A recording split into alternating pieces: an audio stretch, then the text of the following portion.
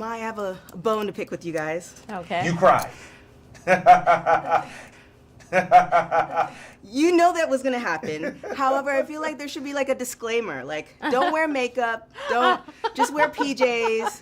When I went to the event, we had popcorn and soda pop, but no Kleenex. I mean, I felt that you could have just a warning. Oh, wow. So we'll have to do a better job. I think on the we next have one. to do We'll a put better job. disclaimer. Yeah, like you know how they have Flavor. yeah, like you know how they have like rated R, it's like rated K, like Yeah. you know for Kleenex. Or something like that. So is there like a certain part of the film that's like, I need to get this to the masses?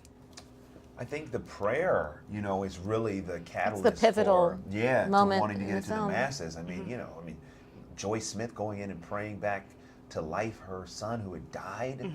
I mean, so much. I mean, it was so powerful. The doctor put in the medical record, patient dead, mother prayed, patient came back to life.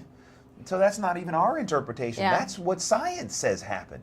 And I think that in and of itself is so compelling. It's the catalyst for why we wanted to bring it. And that's really the beginning of the film, too. Yeah, I mean, yeah, it really is. The yeah. film begins with that, and now we see what happens after that moment. That's right. The part through when he fell through the ice, that to me, because I like fast forward through movies, so I'm not a really good movie watcher. That to me was just like, oh my gosh, like it was that moment that it was like, okay, like hurry up, like it seemed longer than what it really was.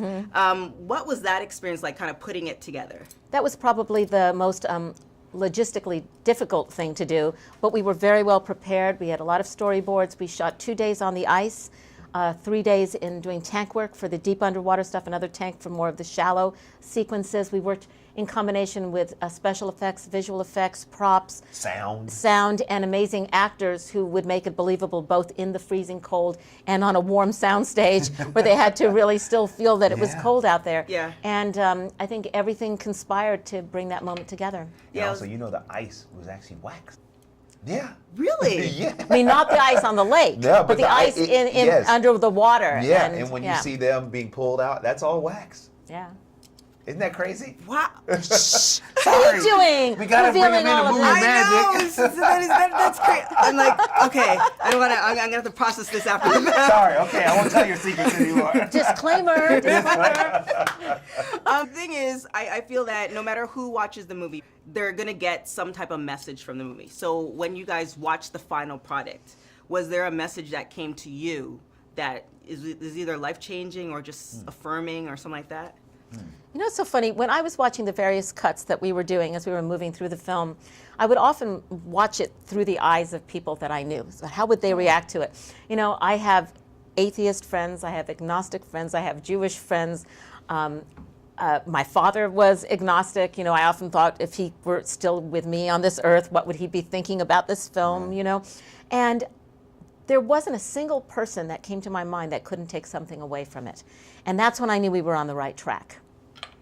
Yeah, and for me, I think, when I see it, I'm just like, wow, faith works.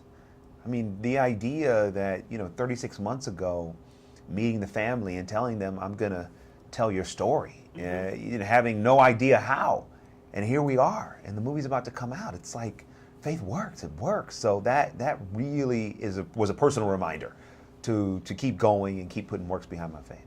Now, this is definitely a faith-based movie, but like you were saying, anybody could watch it. Do you think this is going to be like the entryway for more movies like this to be more part of the mass media? Well, I think the challenge is sometimes, that people want to put things in a box so much that, with a film like this, it's really an inspirational true story. More so than a movie that's being made for a specific genre.